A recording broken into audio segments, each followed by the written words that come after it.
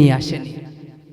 আল্লাহ রাসূল সাল্লাল্লাহু আলাইহি ওয়াসাল্লাম কলেমার দাওয়াত দিয়ে, ইসলামের দাওয়াত দিয়ে ফিরে আসছে।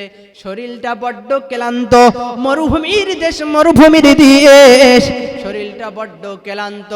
ওই মরুভূমিতে আসতে একটা খেজুর গাছ পেয়েছে। ওই খেজুর গাছের গোড়াতে বসে একটু বিশ্রাম নিচ্ছে। ওখানে একজন শত্রু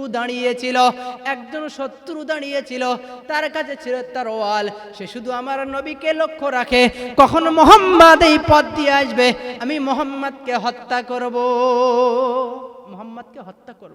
কখন মুহাম্মদ এই পথে আসে। যেমনি আমার রাসূলকে লক্ষ্য রাখতে দেখে ফেলল ওই যে মুহাম্মদ আসছে, শরীরটা বড্ড ক্লান্ত হয়ে গেছে।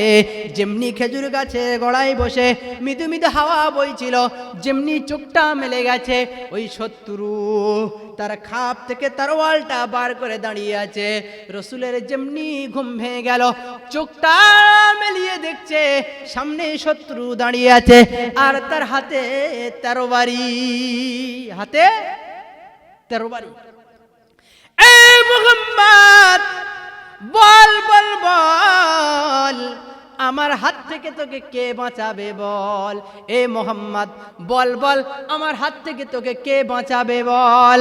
আমার আপনার নবী সঙ্গে সঙ্গে জবাব দিয়ে দিলেন, যিনি আমাদের বাঁচানোর মালিক, যিনি আমাদের মারার মালিক, যিনি আমাদের রিজিকের মালিক, যিনি আমাদের হায়াতের মালিক, যিনি আমাদের মাউতের মালিক, সেই আল্লাহ পাক রব্বুল আলামিনের নাম সঙ্গে সঙ্গে নিয়ে আমাকে বাঁচাবে আল্লাহ। কে বাঁচাবে?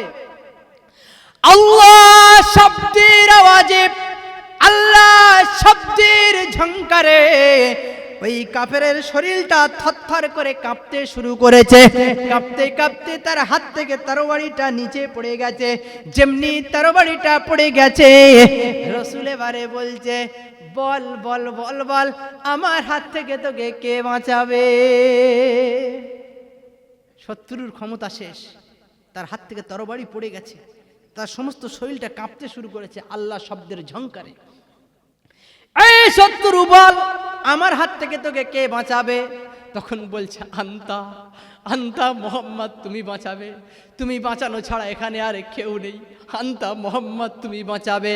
আমার আপনার নবী বললেন, না, আমি বাঁচানোর মালিক নয়, তুই একবার তোর জবানে বল, আমাকে আল্লাহ বাঁচাবে।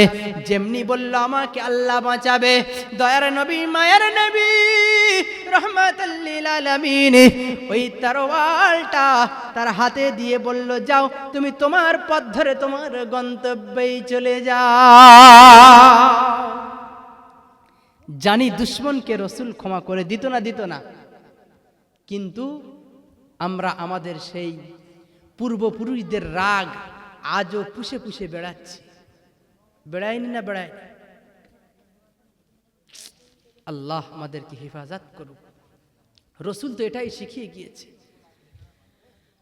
আরবের মানুষেরা এমনই ছিল, বংশের পর বংশে তারা যুদ্ধে বিগ্রহে তারা লিপ্ত ছিল।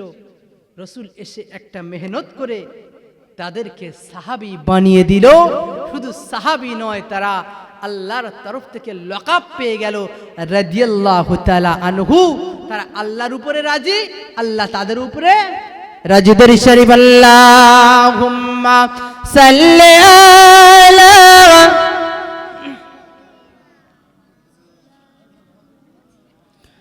ওয়া আলা আলি সাইয়্যিদিনা।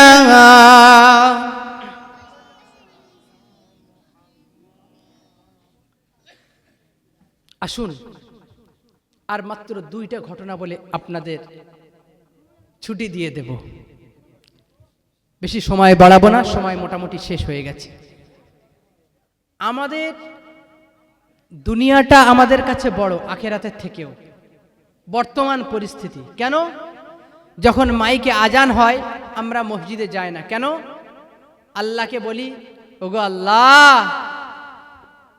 তোমার কদমে সেজদা করার আগে আমার দোকানটা আমার কাছে আগে, তোমার কদমে সেজদা করার আগে আমার ফিশারির মাছটা আগে, তোমার কদমে সেজদা করার আগে আমার ব্যবসা আগে, এটা আমাদের কাজ।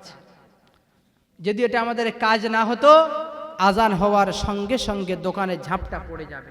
কেন না, রুজির মালিক আল্লাহ।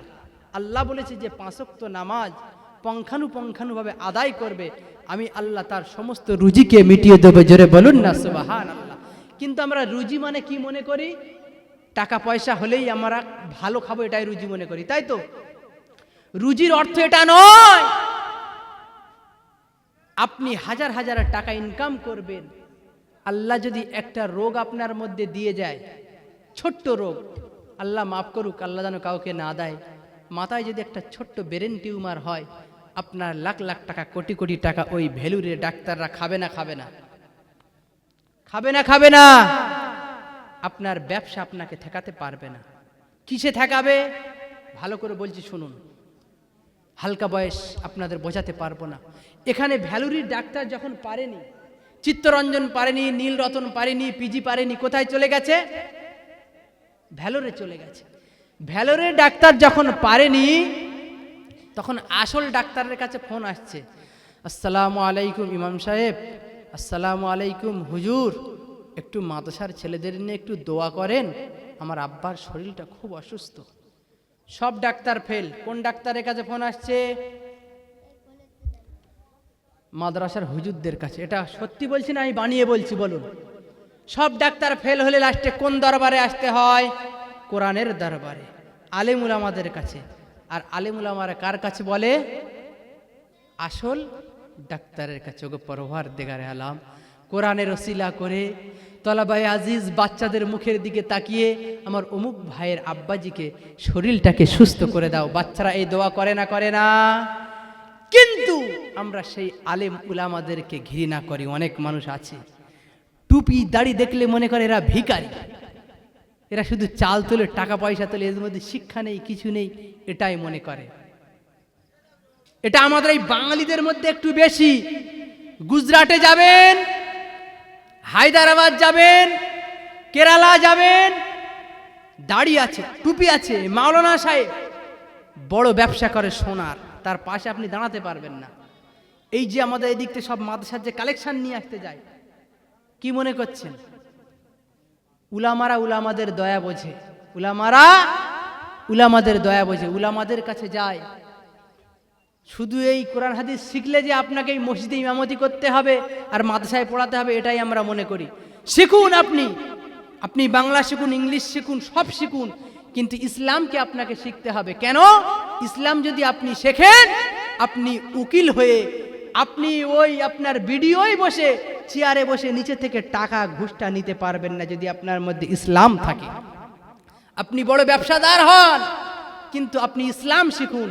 ইসলামটা না শিখলে আপনার এত লোভ, আপনি সোনার দোকান করেছেন, মানুষকে সোনার টাকা নিচ্ছেন, কিন্তু মানুষকে ঠকাচ্ছেন।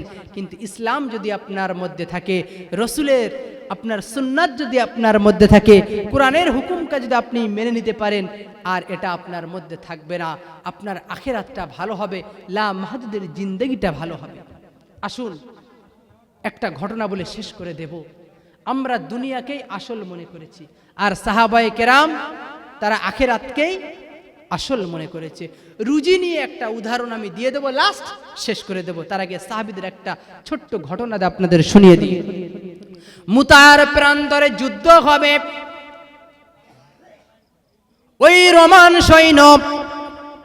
রোমান সৈন্য তারা লক্ষ লক্ষ লক্ষ, প্রায় 3 লক্ষ সৈন্য, তাদের সাথে যুদ্ধ হবে। আল্লাহ রাসূল সাল্লাল্লাহু আলাইহি ওয়াসাল্লাম 3 জন সেনাপতি নিযুক্ত করলেন। এ আমার পোষ্যপুত্র যায়েদ, তুমি 1ম নম্বর কমান্ডার, তুমি 1ম সেনাপতি। এ আমার চাচাতো ভাই জাফর বিন আবু তালিব, যায়েদ শহীদ হয়ে গেলে তুমি সেনাপতিত্ব করবে, তুমি কমান্ডার হবে। জাফর বিন আবু তালিব শহীদ হয়ে গেলে আব্দুল্লাহ বিন রাওয়াহ তুমি সেনাপতিত্ব করবে। যুদ্ধের ময়দানে একজন সেনাপতি লাগে, কিন্তু রসুল কয়জনের নাম করলো? 3 জনের। শুনুন, ওই যে এই হলো আমাদের জলসা শোনার পরিস্থিতি। হ্যাঁ, এদিকে তাকান। বাইকের আওয়াজ অনেক শুনেছেন, এই আওয়াজ আর শুনতে পাবেন না। 3 জন কমান্ডার, এত অমনস্ক হলে হয়? বাইকের আওয়াজ কোনদিন শোনেননি নাকি? হ্যাঁ হ্যাঁ, এদিকে খেয়াল করুন, এই কথা হাদিসের কথা। 3 জন কমান্ডার, 3 জন সেনাপতি নিযুক্ত হয়ে গেল, যুদ্ধের ময়দানে যেতে হবে। যাও যাও যাও, তোমরা বাড়িতে চলে যাও, তোমাদের বিবি বাল বাচ্চা আব্বা মায়ের কাছ থেকে শেষ বিদায় নিয়ে সালাম নিয়ে চলে এসো, তোমরা যুদ্ধের ময়দানে শহীদ হয়ে যাবে, যুদ্ধের ময়দানে শহীদ হয়ে যাবে। হযরত যায়েদ বলল, ইয়া রাসূলুল্লাহ, ইয়া হাবিবাল্লাহ, আমার যাওয়ার আর কোনো জায়গা নাই, আপনি আমার আব্বা আমার আম্মা যেন পর্দার আড়ালে দাঁড়িয়ে আছে, আপনি অনুমতি দিয়ে দিয়েছেন, আমার যাওয়ার আর কোনো জায়গা নাই। জাফর বিন আবু তালিব বাড়িতে চলে গেল, বাড়িতে চলে গেল, আব্বার কাছে মায়ের কাছে শেষ বিদায় নিয়ে নিল, শেষ সালাম নিয়ে নিল, বিবির কাছে গিয়ে সালাম নিয়ে নিল, বিবি আমি যুদ্ধের ময়দানে চলে যাচ্ছি, আমি যুদ্ধের ময়দানে শহীদ হয়ে যাব, আমার যে সন্তানগুলো আছে এই সন্তানগুলো আমি যে পথে শহীদ হতে চলেছি এই পথের পথিক করে দিও। জোরে হবে না সুবহানাল্লাহ? বিবি দোয়া করছে স্বামীর জন্য, ওগো পরওয়ারদিগার আলম, আমার স্বামীকে গাজী বানিয়ে আবার বাড়িতে ফিরিয়ে দিও। হযরত জাফর বিন আবু তালিব বিবিকে বলছে, বিবি তুমি উল্টো দোয়া করো না, রাসূল বলেছে জাফর যুদ্ধের ময়দানে শহীদ হয়ে যাবে, নিশ্চয় আমি শহীদ হয়ে যাব, আমার ভরসা আর তুমি করো না। হাতটা নামিয়ে দিলেন, হাতটা নামিয়ে দিলেন, বিবি তুমি হাতটা নামিয়ে নাও। জাফর বিন আবু তালিব ঘর থেকে বাহির হয়ে যুদ্ধের ময়দানে চলতে শুরু করলো, পিছন দিক থেকে বাচ্চারা আব্বা আব্বা আব্বা আব্বা বলে ডাকে, একবারও তাকিয়ে দেখে না পিছন দিক থেকে কারা আমাকে ডাকে। কাটা কবুতরের মতো বাচ্চারা আব্বা একটু দাঁড়িয়ে যাও, আব্বা একটু চুমা দিয়ে যাও, তারপরেও ইসলামের জন্য পিছন ফিরে আর তাকায় না। বাচ্চাদের দিকে তাকালে তাদের মায়ায় আমার মনটা ঘুরে যেতে পারে, আমি হয়তো আর যুদ্ধের ময়দানে যেতে পারবো না, রাসূলের কথা অমান্য হয়ে যাবে, তাই বাচ্চাদের দিকে আর না তাকিয়ে যুদ্ধের ময়দানে চলে গেল। আব্দুল্লাহ বিন রাওয়াহা সবেমাত্র বিবাহ করেছে, এখনো বাসর সজ্জা হয় না, বিবির কাছে গিয়ে সালাম দিচ্ছে ঘরের বাইরে থেকে, বিবি তোমার কোনো হক আমি আদায় করতে পারলাম না, তুমি আমাকে ক্ষমা করে দিও, আমার নাম 3য় নম্বর হয়েছে, আমি যুদ্ধের ময়দানে শহীদ হয়ে যাব, বিবি তুমি আমাকে ক্ষমা করে দিও। বিবি বলছে, প্রাণের স্বামী সবেমাত্র বিবাহ হলো, আপনার চেহারাটা এখনো ভালো করে দেখলাম না, একবার ঘরের মধ্যে প্রবেশ করুন, আপনার চেহারাটা একবার দেখতে চাই, আমি আপনার সাথে প্রেম নিবেদন করব না, ভালোবাসা বিনিময় করব না, শুধু আপনার চেহারাটা দেখতে চাই, যেন কাল হাসরের ময়দানে আপনার চেহারাটা দেখে আপনাকেই চিনে নিতে পারি। আব্দুল্লাহ বিন রাওয়াহা জবাব দিলেন, উত্তর দিলেন, এই আমার প্রাণের বিবি আমি ঘরে প্রবেশ করব না, ঘরে প্রবেশ করলে আমার ভালোবাসাটা বেড়ে যাবে, আমি হয়তো যুদ্ধের ময়দানে আর যেতে পারবো না, রাসূলের কথা অমান্য হয়ে যাবে, সত্যি যদি তোমাকে হাসরের ময়দানে চিনে নেওয়ার উদ্দেশ্য হয়, শুনে নাও শুনে নাও শুনে নাও, কাল হাসরের ময়দানে মহাশরে আমি আব্দুল্লাহ বিন রাওয়াহা আমাকে স্বামী হিসাবে আর তোমাকে স্ত্রী হিসাবে আমার আল্লাহ পাক রব্বুল আলামিন হাসরের ময়দানেই পরিচয় করিয়ে দেবে। ঘরের মধ্যে ঢুকলেন না, চলে গেলেন যুদ্ধের ময়দানে। হযরত যায়েদ রাদিয়াল্লাহু তাআলা আনহু যুদ্ধের ময়দানে যুদ্ধ করতে করতে বীর বিক্রমে যুদ্ধ করতে করতে শহীদ হয়ে গেলেন। হযরত জাফর বিন আবু তালিব ইসলামের পতাকাটা নিয়ে